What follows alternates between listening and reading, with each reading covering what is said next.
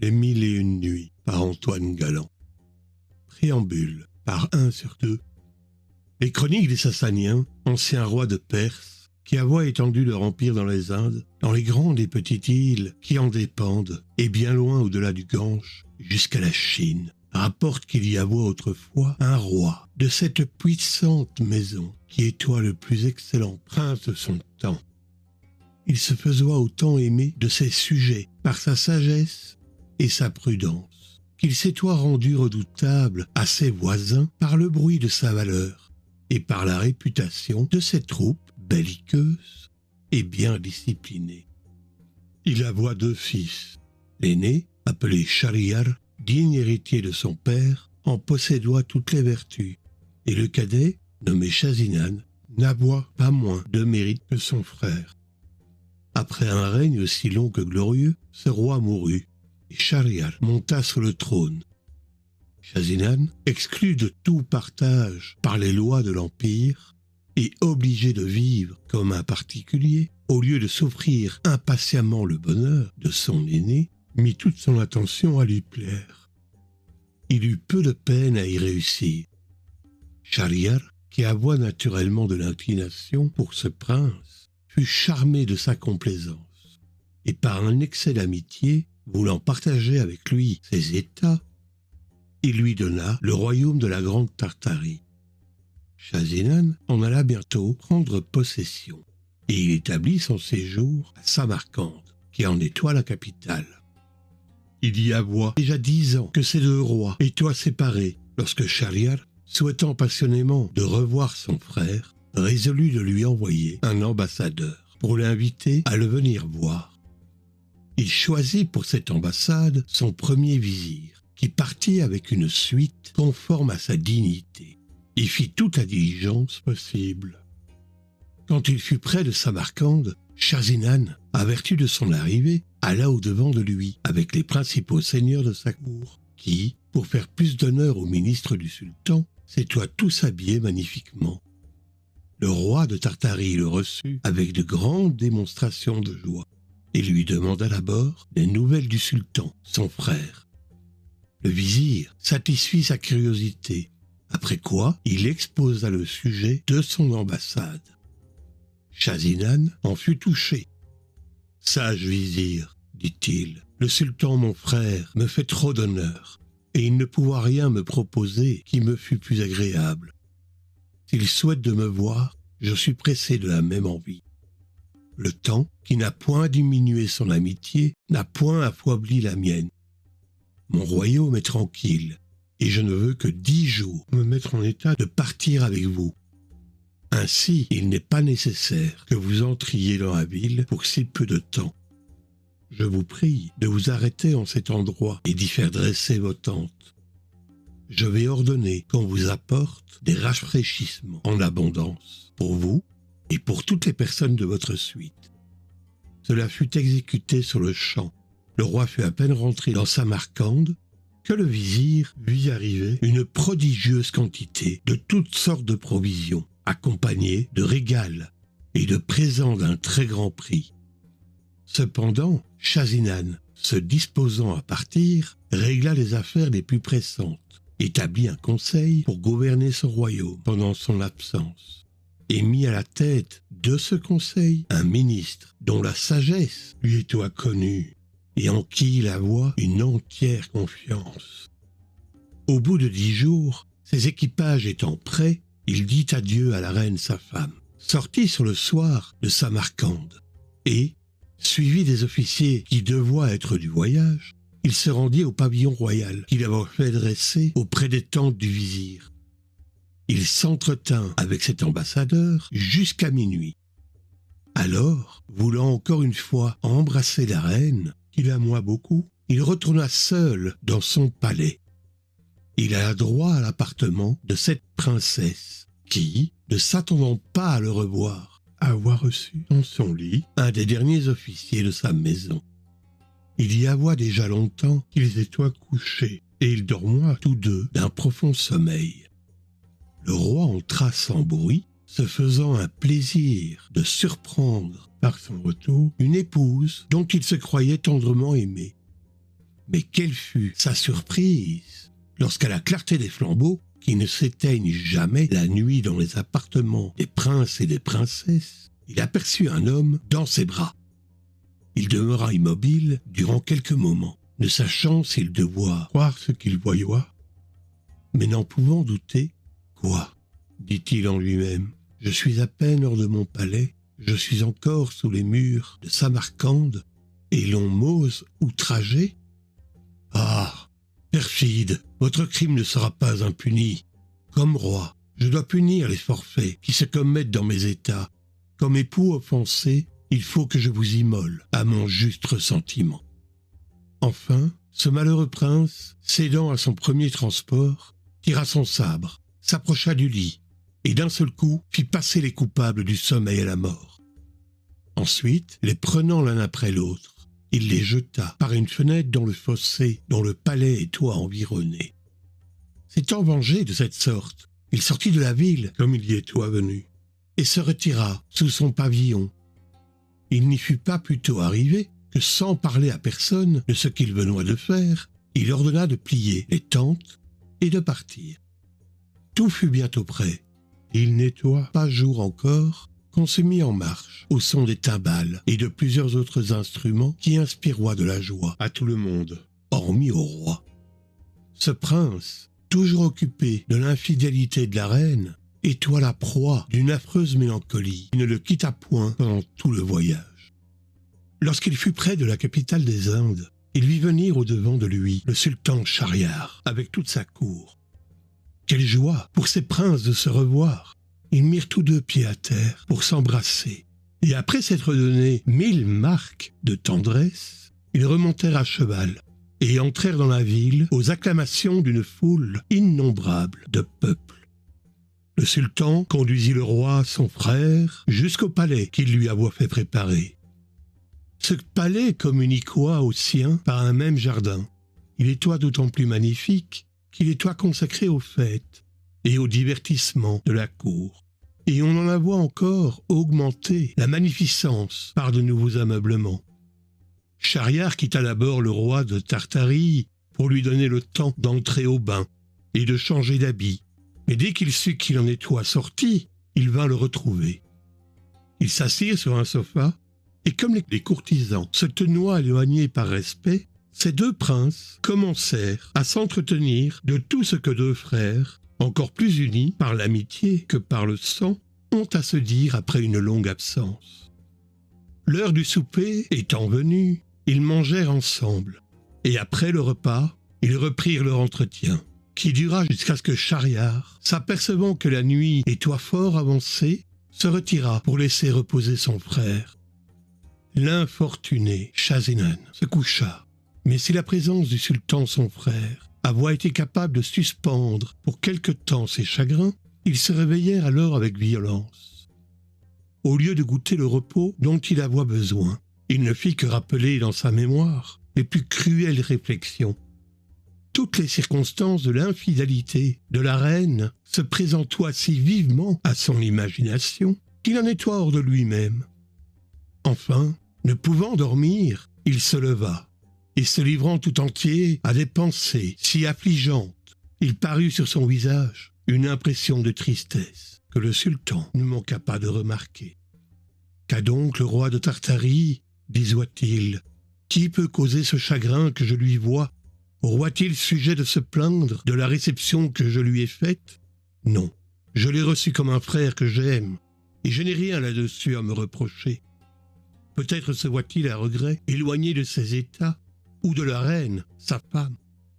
Ah, si c'est cela qui l'afflige, il faut que je lui fasse incessamment les présents que je lui destine, afin qu'il puisse partir quand il plaira, pour s'en retourner à Samarcande. » Effectivement, dès le lendemain, il lui envoya une partie de ses présents, qui était composée de tout ce que les Indes produisent de plus rare, de plus riche et de plus singulier. Il ne les soit pas, néanmoins, d'essayer de le divertir tous les jours par de nouveaux plaisirs, mais les fêtes les plus agréables, au lieu de le réjouir, ne faisaient qu'irriter ses chagrins. Un jour, Schahriar, ayant ordonné une grande chasse à 2 journées de sa capitale, dans un pays où il y avoit particulièrement beaucoup de cerfs, Schahzinan le pria de le dispenser de l'accompagner, en lui disant que l'état de sa santé ne lui permettait pas d'être de la partie. Le sultan ne voulut pas le contraindre, le laissa en liberté et partit avec toute sa cour pour aller prendre ce divertissement. Après son départ, le roi de la Grande Tartarie, se voyant seul, s'enferma dans son appartement. Il s'assit à une fenêtre qui avoit vue sur le jardin. Ce beau lieu et le ramage d'une infinité d'oiseaux qui y faisoient leur retraite lui auront donné du plaisir, s'il eût été capable d'en ressentir. Mais toujours déchiré par le souvenir funeste de l'action infâme de la reine, il arrêtoit moins souvent ses yeux sur le jardin qu'il ne les levait au ciel pour se plaindre de son malheureux sort. Néanmoins, quelque occupé qu'il fût de ses ennuis, il ne laissa pas d'apercevoir un objet qui attira toute son attention. Une porte secrète du palais du sultan s'ouvrit tout à coup, et il en sortit 20 femmes, au milieu desquelles marchoit la sultane, d'un air qui la faisoit aisément distinguer.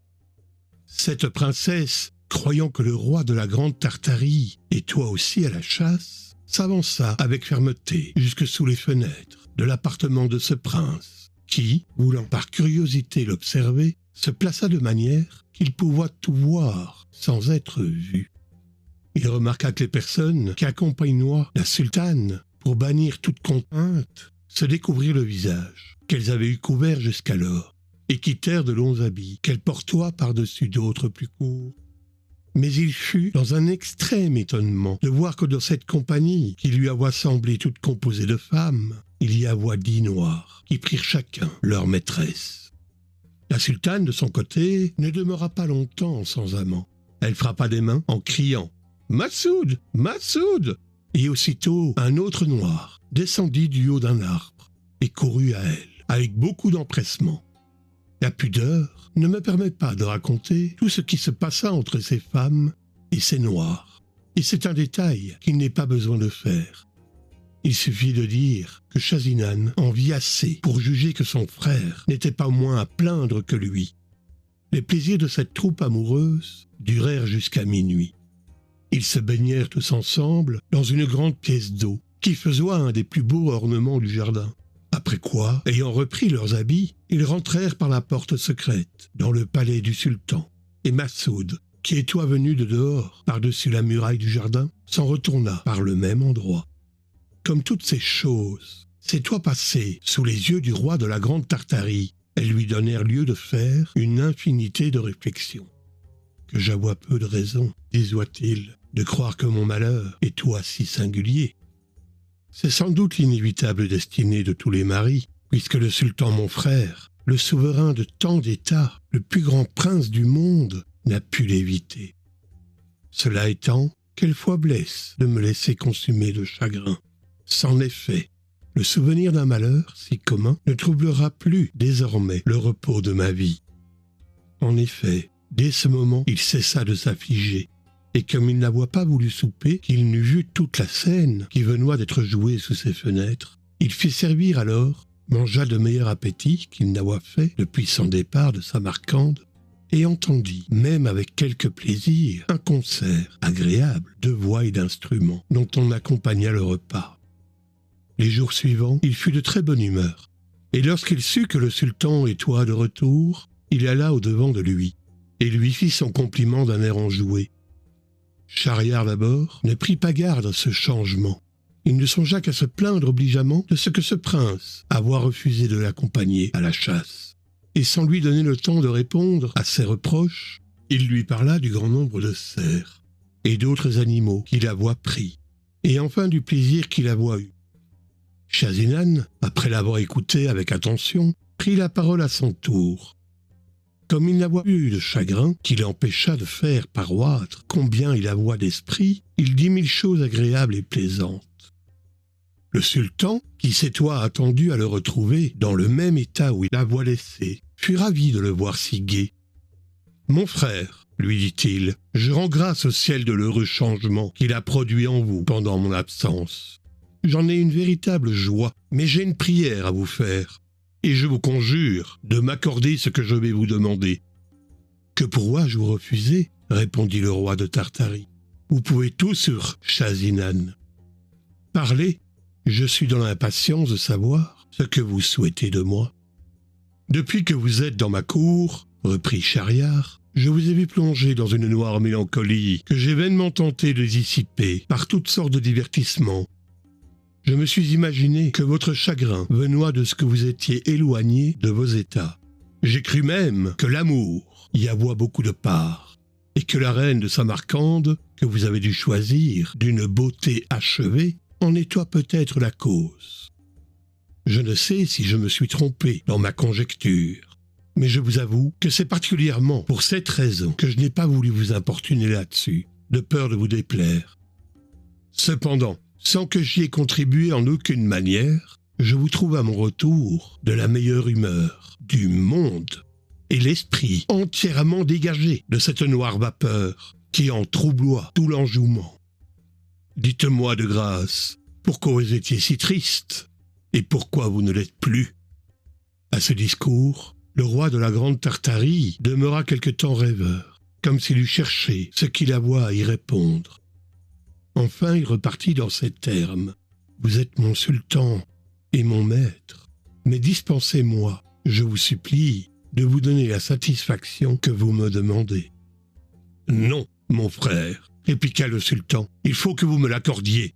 Je la souhaite, ne me la refusez pas. » Shazinan ne put résister aux instances de Schahriar. « Eh bien, mon frère, lui dit-il, je vais vous satisfaire, puisque vous me le commandez. » Alors il lui raconta l'infidélité de la reine de Samarcande, et lorsqu'il en eut achevé le récit, « Voilà, poursuivit-il, le sujet de ma tristesse. Jugez si j'avois tort de m'y abandonner. »« Oh mon frère !» s'écria le sultan, d'un ton qui marqua combien il entra dans le ressentiment du roi de Tartarie. « Quelle horrible histoire venez-vous de me raconter! Avec quelle impatience je l'ai écoutée jusqu'au bout.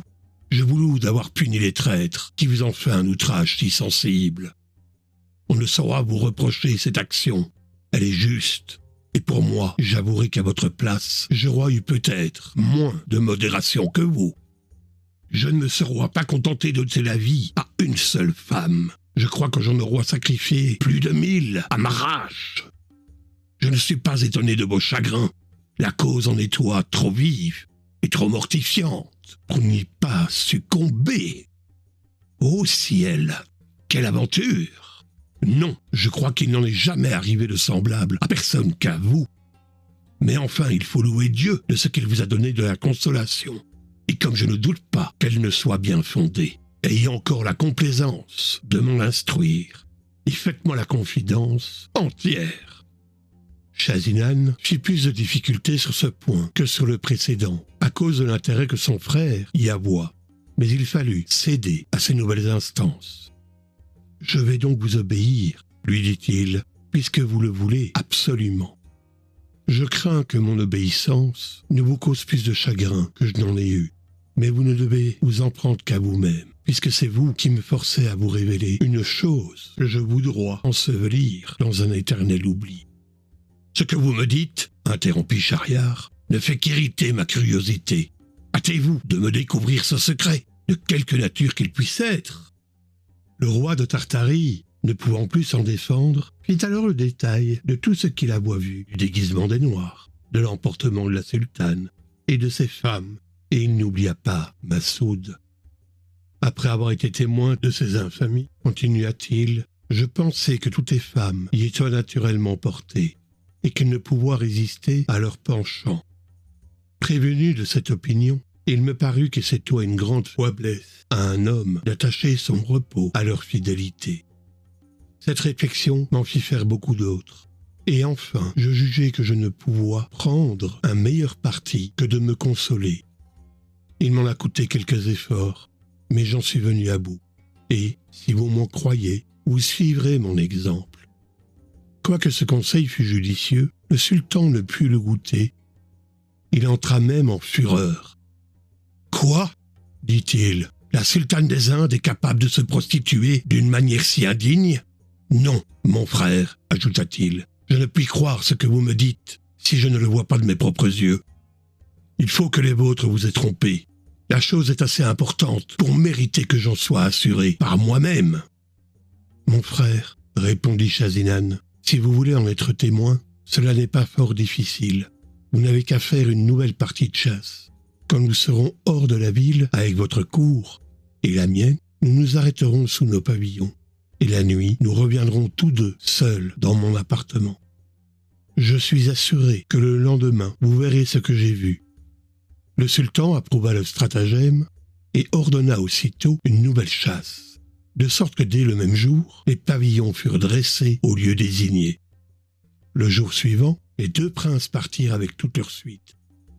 Ils arrivèrent où ils devaient camper, et ils y demeurèrent jusqu'à la nuit. Alors Schahriar appela son grand vizir, et, sans lui découvrir son dessein, lui commanda de tenir sa place pendant son absence, et de ne pas permettre que personne sortît du camp, pour quelque sujet que ce pût être. D'abord qu'il eut donné cet ordre, le roi de la Grande Tartarie et lui montèrent à cheval, passèrent incognito au travers du camp, entrèrent dans la ville et se rendirent au palais qu'occupait Chazinan. Ils se couchèrent, et le lendemain de bon matin, ils s'allèrent placer à la même fenêtre d'où le roi de Tartarie avait vu la scène des Noirs. Ils jouirent quelque temps de la fraîcheur, car le soleil n'était pas encore levé, et en s'entretenant, il jeta souvent les yeux du côté de la porte secrète. Elle s'ouvrit enfin, et, pour dire le restant peu de mots, la sultane parut avec ses femmes, et les 10 Noirs déguisés. Elle appela Massoud, et le sultan en vit plus qu'il n'en falloit pour être pleinement convaincu de sa honte et de son malheur. « Ô Dieu !» s'écria-t-il. « Quelle indignité! Quelle horreur! L'épouse d'un souverain tel que moi peut-elle être capable de cette infamie? Après cela, quel prince osera se vanter d'être parfaitement heureux? Ah, mon frère, poursuivit-il en embrassant le roi de Tartarie, renonçons tous deux au monde. La bonne foi en est bannie. S'il flatte d'un côté, il trahit de l'autre. Abandonnons nos États et tout l'éclat qui nous environne. Allons dans des royaumes étrangers, traîner une vie obscure et cacher notre infortune. Chazinan n'approuva pas cette résolution, mais il nous appela à combattre dans l'emportement où il voyait Schahriar. « Mon frère, lui dit-il, je n'ai pas d'autre volonté que la vôtre. Je suis prêt à vous suivre partout où il vous plaira, mais promettez-moi que nous reviendrons, si nous pouvons rencontrer quelqu'un qui soit plus malheureux que nous. »« Je vous le promets, » répondit le sultan, « mais je doute fort que nous trouvions personne qui le puisse être. »« Je ne suis pas de votre sentiment là-dessus, » répliqua le roi de Tartarie. « Peut-être même ne voyageons-nous pas longtemps. » En disant cela, ils sortirent secrètement du palais et prirent un autre chemin que celui par où ils étaient venus. Ils marchèrent tant qu'ils eurent du jour, assez pour se conduire, et passèrent la première nuit sous des arbres.